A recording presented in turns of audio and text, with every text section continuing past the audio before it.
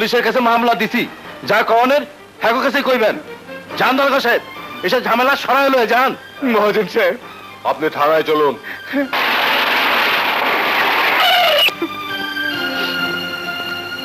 দাঁড়ান ওসি সাহেব,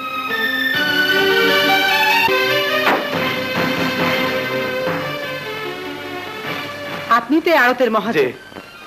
টাকার জন্যই তো সরকার সাহেবের মতো মানি লোককে পুলিশের হাতে তুলে দিচ্ছে। টাকা মানুষের অনেক। টাকা পেলে তো আপনার আর কোনো অভিযোগ নেই? জি না। আলী, জি আম্মা। ওনাকে সঙ্গে নিয়ে যা, ওনার যা পাওনা আছে সব বুঝিয়ে দিস, আমি পরে আসছি। জি আচ্ছা। আসুন, চলেন। দারোগা সাহেব, কেস তো শেষ, এবার আপনারা আসতে পারেন। ওকে, এই চলো।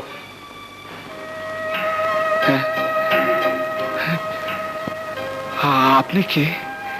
হ্যাঁ, ছিলাম, সেখান থেকে সব শুনে এসেছি। কিন্তু আপনি কে তা তো বললেন না। কেনই বা আমার জন্য এত টাকা? আহ, আপনি তো ব্যস্ত হচ্ছেন কেন?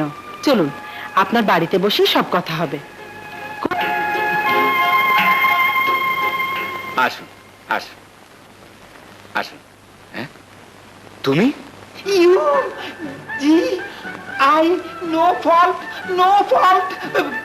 তুমি আবার কেন এসেছো? তোমাকে তো জানিয়ে দিয়েছি এ বিয়ে হবে না।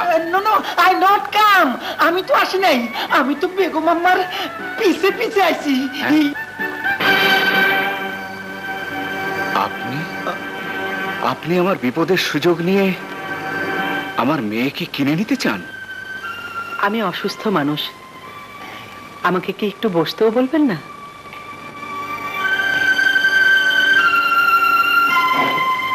আসুন, বসুন।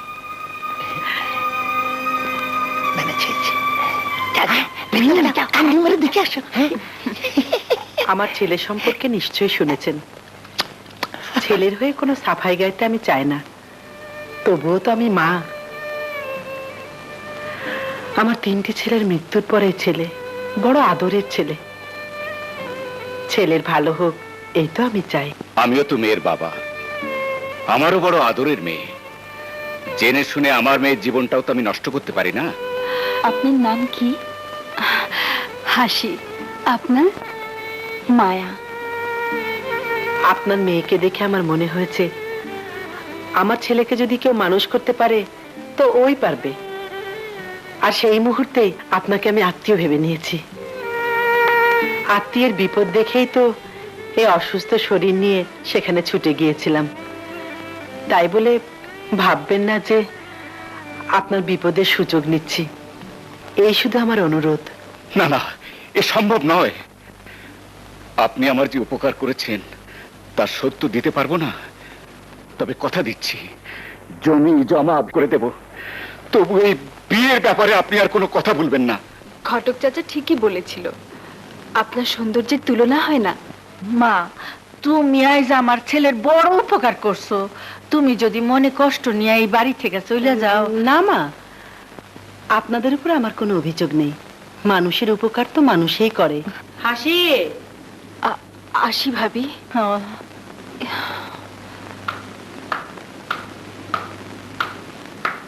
আয় মা।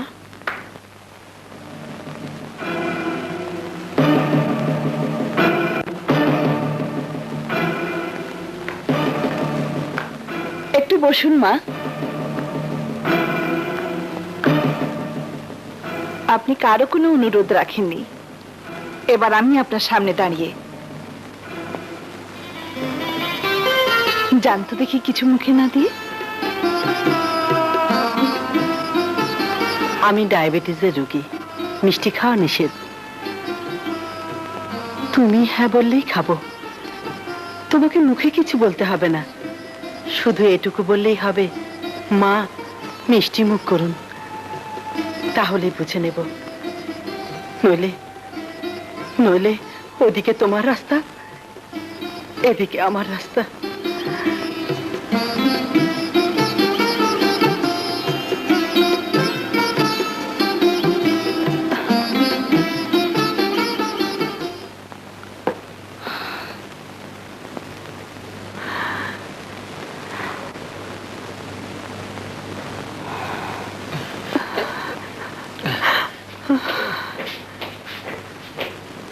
মা, মায়া, মিষ্টি মুখ করুন।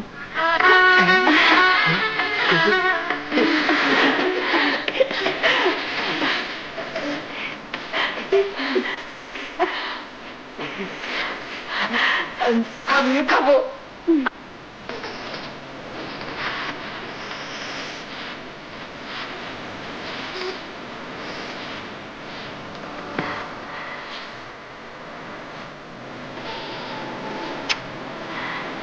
আমার বিশ্বাস ছিল তুমি আমাকে বিমুখ করবে না। আমার এত খুশি লাগছে আমি আর বসতে পারছি না। আগামী শুক্রবার দিন বিয়ে। আসি আসি। সিস্টার, আমি যাচ্ছি, আমি যাচ্ছি। চলো মা, চলো। মারে, এ তুই কি করলি? বাবা, বিয়ে শাদী ভাগ্যের লিখন, হয়তো এটাই আমার ভাগ্য। তাই বলে আমার একটা ছেলের হাতে? নিজের ছেলের কথাই একবার ভাবো। যে ছেলে বাবাকে এই বিপদে ফেলে গেছে, সে ফিরে এলে তাকে তুমি ফেলে দিতে পারবে? মা, বাপকে বিপদ থেকে উদ্ধার করতে গিয়ে নিজের ভবিষ্যৎকে তুই আমাকে ক্ষমা করে দে মা, ক্ষমা করে দে। বাবা, তুমি শুধু আমাকে দোয়া করো বাবা, তুমি শুধু আমাকে দোয়া করো।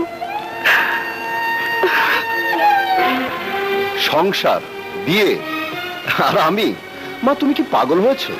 হ্যাঁ, আমি পাগল হয়েছি এবং মেয়েও দেখেছি, পছন্দ হয়েছে, কথা পাকা করে এসেছি, বিয়ে হবেই। মা, তুমি তো জানো ঘর সংসার আমার জন্য নয়। শুধু শুধু একটা মেয়ের জীবন কেন নষ্ট করতে চাও? এই বাড়ির বউ হয়ে আসা আর আগুনে ঝাঁপ দিয়ে একই কথা। কেন? আমি এ বাড়িতে বউ হয়ে আসিনি? মা, তোমরা যা সহ্য করেছো এখনকার মেয়েরা তা করবে না। এখন দিন বদলে গেছে। হ্যাঁ, এখন যা। আসে। ওর কথা বাদ দে, তুই পুরুষ মানুষ, জমিদার বংশের রক্ত, তুই যা করছিস ঠিকই করছিস। ঠিক করছে কি ভুল করছে জানি না, তবে আমার আর ফেরার কোনো পথ নেই।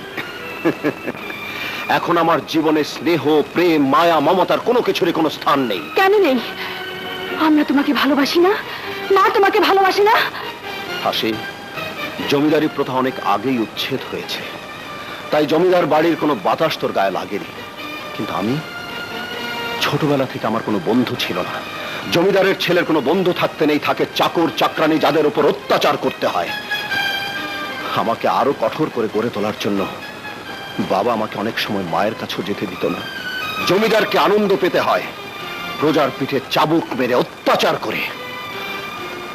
কিন্তু আমি যখন বড় হলাম তখন প্রজা ছিল না, তাই নিজের উপর অত্যাচার করে আনন্দ করতে শিখলাম। আর আজও তাই করছি, ভবিষ্যতে তাই করব। না ভাইয়া না, আর তুমি এরকম করতে পারবে না। মায়ের জন্য তোমার মায়া হয় না? মা যে তোমারই মুখ। আসতে না আসতেই ভালো কথা শেখাচ্ছিস। বউ শাসন করবে স্বামীকে, বলি নিয়ম কি পাল্টে গেল? নিয়ম তো অনেক আগেই পাল্টে গেছে আপা। তুই যেভাবে দুলাভাইকে শাসন করিস।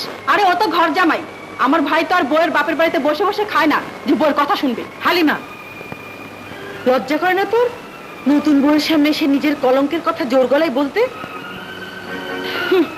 ভারী তো সোনায় দানায় মোড়া রাজকন্যা নিয়ে এসেছো, তাই মান্য করে কথা বলতে হবে। হাসি, বাদশা কোথায়? বোধহয় বন্ধু বান্ধবদের সঙ্গে আছে, এসে যাবে। আমি ততক্ষণ ভাবির কাছে আছি। মা, আলী, তোর ভাইজান কোথায়?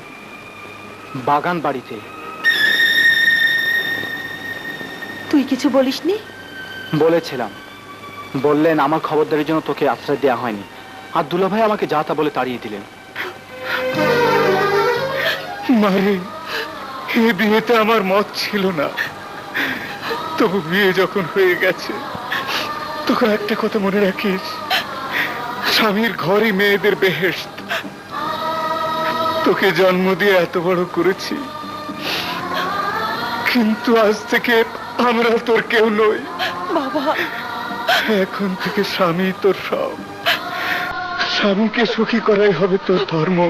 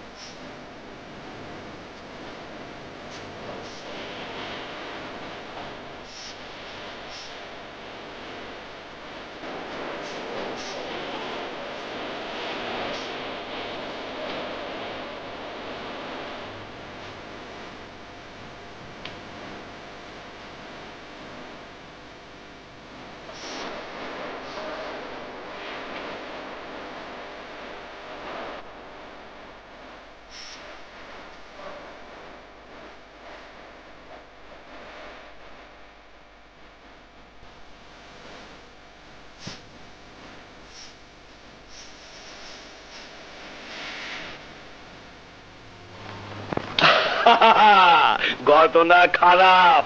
এই না হলে জমিদারি রক্ত। আরে জমিদারি নেই তো কি হয়েছে, রক্ত তো আছে। ওদিকে বউ বসে আছে বাসরে, এদিকে বস শুয়ে আছে আসরে। দুলা ভাই, রাগ করছো কেন শালাতো ভাই? আমি তো তোমার প্রশংসাই করছি। লালটো, আরে না না না না, ওকে ডাকতে হবে না, ও ঠিকই সাপ্লাই দিয়ে যাচ্ছে। আমি একটু বাহবা দিতে ঢুকে পড়েছি, বেরিয়ে যাচ্ছি। তুমি চালিয়ে যাও, চালিয়ে যাও। এই আসি গো, নমস্কার। এই গ্লাসটা নিয়ে গেলাম। বউ বসে আছে বাসরে, বর শুয়ে আছে আসরে। বউ বসে আছে বাসরে, বর শুয়ে আছে আসরে। আজ আপনার বাসর রাত। ওসব বাসর টাসর আমি বুঝি না। মার একটা বউ দরকার ছিল, বিয়ে করে মাকে বউ দিয়ে এসেছি। আমার ডিউটি শেষ। না না কর্তা, এত বড় অন্যায় করবেন না, দোহাই আপনার, আপনি যান প্লিজ। না, আমি যাব না। তুমি নাচবে, আমি দেখব। না কর্তা না, আজ আজ আমি আর নাচবো না। কেন নাচবে না? আজকে অমাবস্যা নাকি যে চাঁদনি নাচবে না? না, আজ পূর্ণিমা। সেই পূর্ণিমার আসল চাঁদ আপনার ঘরে। এই নকল চাঁদের আলো তাই আর চলবে না। আপনি আপনি ঘরে যান কর্তা।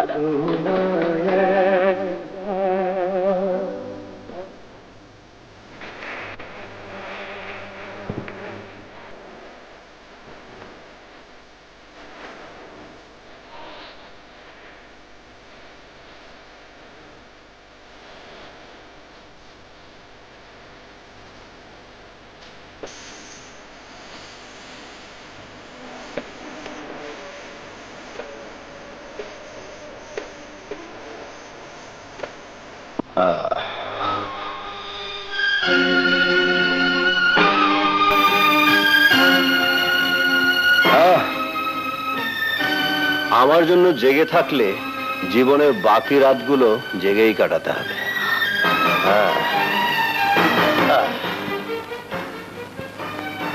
স্বামী,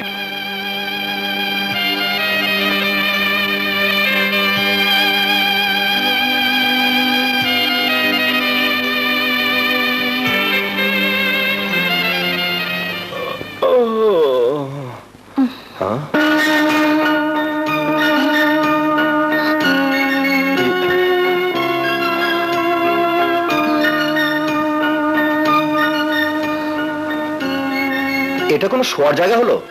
জি, মানে আপনি রাতে? হ্যাঁ হ্যাঁ, বেহুশ ছিলাম, বিছানা দখল করে শুয়েছিলাম, তাই বলে ঘরে কি আর জায়গা ছিল না? আমার কোনো কষ্ট হয়নি। শোনো, তোমাকে আমি বিয়ে করেছি, তবে আমার জন্য নয়, মায়ের ইচ্ছা পূরণ করতে। আরো একটা কথা জেনে রাখো, স্বামী স্ত্রী সংসার এসব কোনো কিছুতে আমার কোনো বিশ্বাস নেই। আর স্ত্রীর দাবি নিয়ে কখনো আমার কাছে কিচ্ছু আশা করবে না। মেয়ে মানুষের মূল্য আমার কাছে শুধু ফুর্তি করার জন্য। সব মেয়ে ছেলে কি এক হয়? মা হাসি, ওরাও তো। Shut up! আমার মুখে মুখে আর কোনোদিন তর্ক করবে না। আমি সব পছন্দ করি না।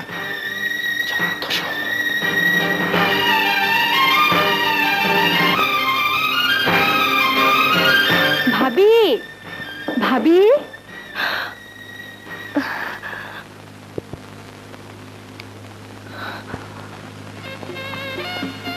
কি হলো ভাবি?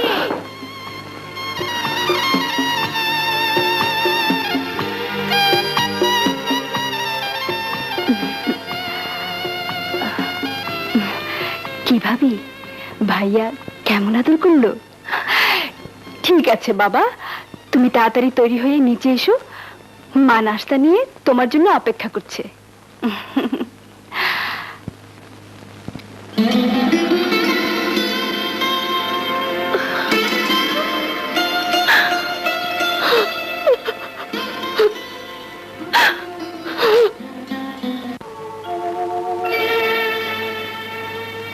মা, আপনি এভাবে আমার দিকে চেয়ে কি দেখছেন?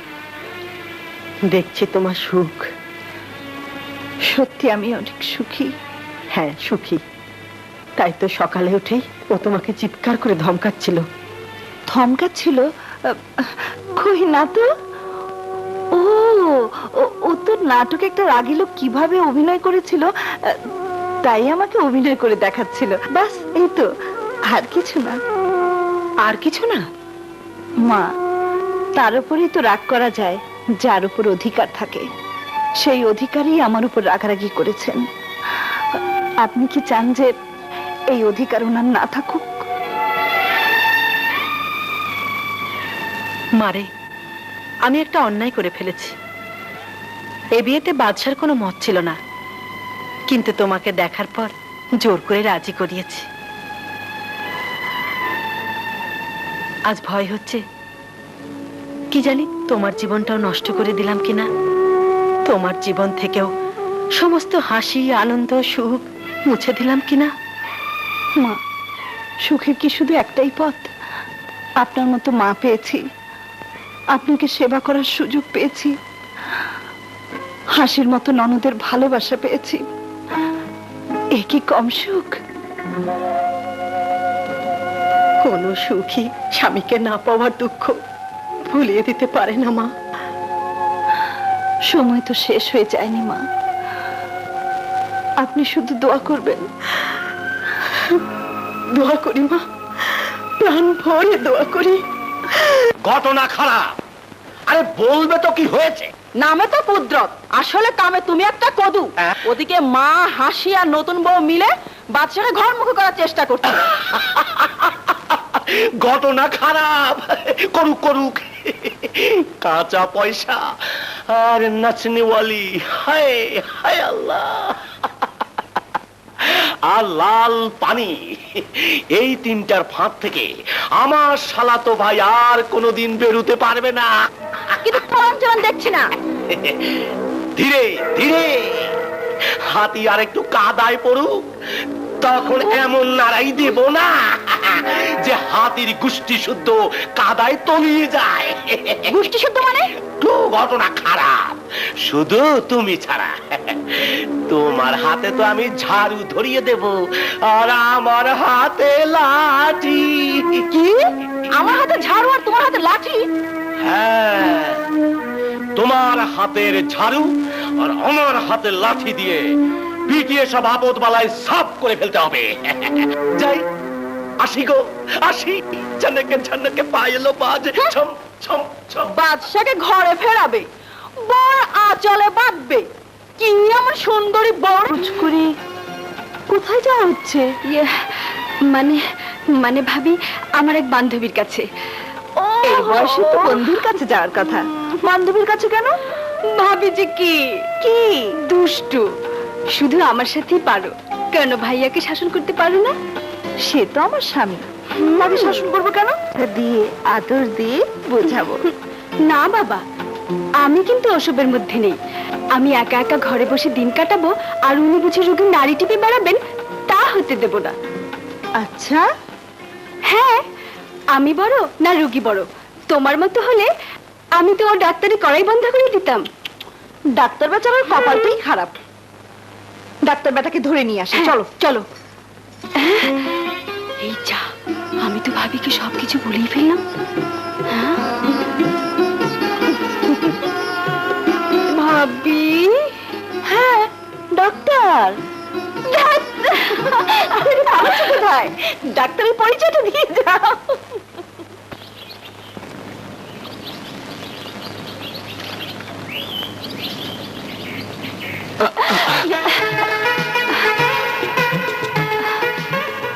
আরে কি করে তুমি আমার আঁচল টানলে কেন?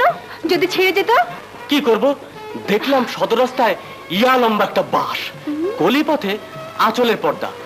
ভেবে দেখলাম বাঁশ সরানো হচ্ছে পর্দা সরানো এই সহজ কাজ। পর্দা সরানোর কাজে হাত পাকাচ্ছেন? ছি ছি ছি ছি ছি ছি ছি ছি ছি। আহা প্লিজ রাগ করো না, তোমার যা ইচ্ছে তাই বলো, কিন্তু আমার পেশার উপর কলঙ্ক দিও না। আর তাছাড়া তুমি তোমার রোগী নও। আলবাত রোগী। আমার খুব অসুখ। তোমার অসুখ? খুব অসুখ? কিসের অসুখ? কেমন অসুখ? কোথায় অসুখ? পায়ে, হাতে, চোখে, মুখে, বুকে। হ্যাঁ, পা শুধু তোমার কাছে যাবার জন্য ছটফট করে, হাত শুধু তোমাকে ধরার জন্য নিষ্পিস করে, চোখ শুধু তোমাকে দেখার জন্য উস্খুস করে, মুখ শুধু তোমাকে কি বলো বলো? কি করে? সুসুর করে। কি করার জন্য? কথা বলার জন্য। শুধু কথা বলার জন্য? আর বুক ধুক ধুক করে। কিসের জন্য? জানি না। তাহলে তো মারাত্মক অসুখ, দেখতেই হয়। ঠিক আছে, তুই শুয়ে পড়ো।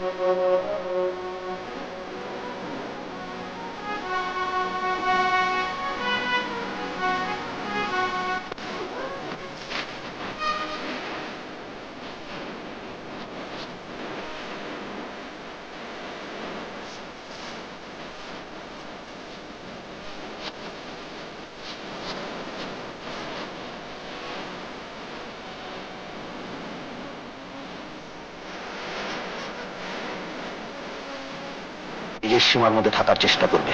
কি রে বাদশা, কি হয়েছে? কই, কিছু না মা। দেখো এর মনে স্থান করে নিয়েছো, তাই বলে ভেবো না আমি। জি, আমি নাটক?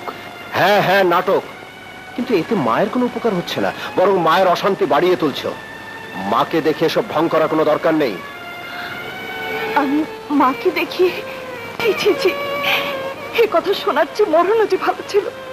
শোনো, এতদিন যদি আমাকে না চিনে থাকো, তাহলে আজ পরিষ্কার শুনে রাখো, কোনো অভিনয়, কোনো কৌশল দিয়ে তুমি আমটকে বাঁধতে পারবে না। প্রতিভক্তির অভিনয় দেখে মায়ের মনে স্থান করে নিয়েছো, মায়ের অশান্তি বাড়িয়ে তুলছো। মাকে দেখে এসব ঢং করবার কোনো দরকার নেই। কোনো অভিনয়, কোনো কৌশল দিয়ে তুমি আমার মনকে বাঁধতে পারবে না।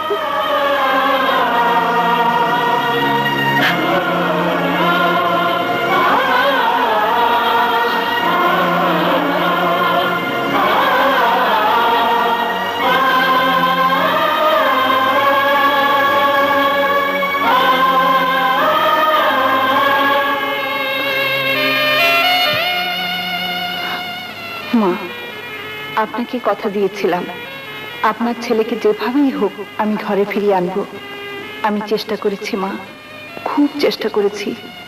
একটা বছর ধরে প্রতিদিন চেষ্টা করেছি, কিন্তু পারলাম না মা। আপনাকে দেয়া কথা রাখতে না পারার দুঃখ নিয়ে চলে যাচ্ছি। এ মুখ আর আপনাকে দেখাবো না, আমাকে ক্ষমা করে দেবেন। ইতি। মায়া, দাদি গো, আমি পারলাম না দাদি, আমি পারলাম না। বড় মুখ করে বলে গিয়েছিলাম ও বাড়িতে আমি সুখী হব, কিন্তু আমার ভাগ্যে সুখ লেখা নেই দাদি। চুপ কর বোন, চুপ কর, আমরা তো মরে যাই। মায়া, আমি জানি না ওখানে কি হয়েছে। স্বামীর সাথে যদি কোনো বিবাদ হয়ে থাকে, তাহলে তার মীমাংসার জন্য তুই তোর শাশুড়ির কাছে বিচার দিতে পারতিস। তুই এভাবে এসে ভুল করেছিস। বিয়ের পর স্বামীর সংসারই মেয়েদের নিজের সংসার। শ্বশুর শাশুড়ি তার বাবা মা, আমরা এখন তোর আত্মীয় মাত্র। বাবা, এইসব তুই কি করতেছ? মা, ওর বয়স কম, ও ভুল করতে পারে, কিন্তু তোমার আমার ভুল করা তো মানায় না। মায়া, চল আমি তোকে পৌঁছে দিয়ে আসি। আসসালামু আলাইকুম দাদি। ওয়ালাইকুম আসসালাম। ওয়ালাইকুম আসসালাম। আরে মা, তুমি? জি, ভাবি আপনাদের সবাইকে কেমন চমকটা এনে দিল। মানে? মানে এসব আমার আর ভাবির প্ল্যান।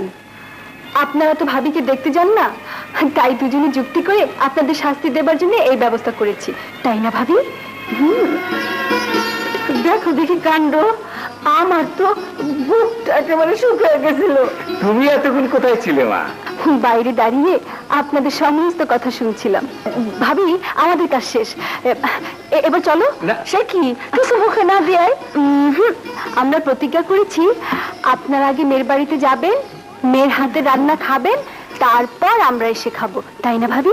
চলো চলো, আসি দাদি, আসি। তাও সাহেব, এসো এসো। আমি তো কিছুই বুঝতে পারছি না। তুমি কখন এলে, কিভাবে এলে? তোমার চিঠি পড়ে একেবারে গাড়ি নিয়ে ছুটে এলাম। এসে দেখি তুমি দাদিকে জড়িয়ে ধরে কাঁদছো। তারপর তাও সাহেবের কথা শুনতে শুনতে ফোনটা ঠিক করে ফেললাম কি করে ম্যানেজ করব। কিন্তু ফিরে যে আমি মায়ের সামনে, ভয় নেই, মাই তোমাকে পাঠালেন। আর তোমার ভাইয়া আর কেউ কিচ্ছু জানে না। ড্রাইভার, সুটকেসটা তোলো তো। এসো। এই যে ভাবি, কোথায় গিয়েছিলেন আপনারা? হঠাৎ মায়ের শরীরটা? কি হয়েছে মায়ের? তেমন কিছু নয়, মানসিক উত্তেজনায় প্রেশারটা একটু বেড়ে গিয়েছিল। এখন ভালো, ইনজেকশন দিয়ে দিয়েছি, তবে শরীরের যা অবস্থা, টেনশন হলে যে কোনো সময় বিপদ হতে পারে।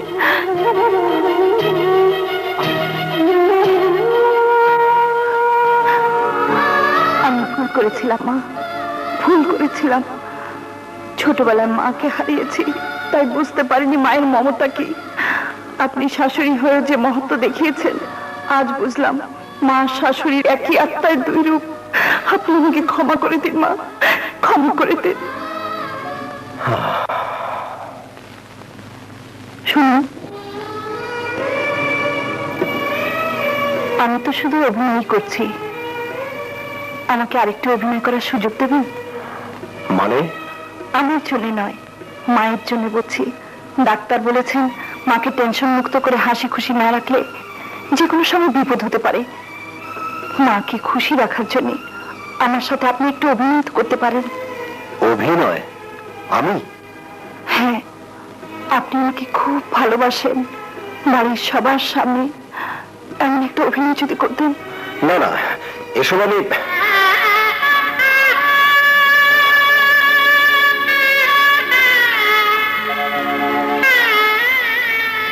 মায়ের সুখের কথা ভেবে শেষ জীবনে মা যদি একটু সান্ত্বনা পান। কিন্তু কিন্তু তা কি করে সম্ভব?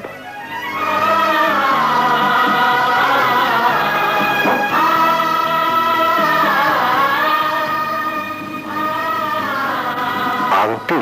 হ্যাঁ, মাকে দেখিয়ে এই আংটিটা আমাকে দেবেন, কিন্তু চুপচাপ নয়, বলবেন মায়া দেখো আমি তোমার জন্য কি এনেছি।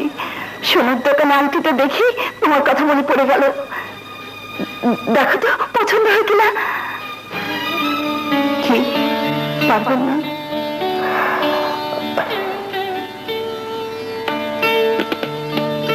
মায়ের খুশির জন্য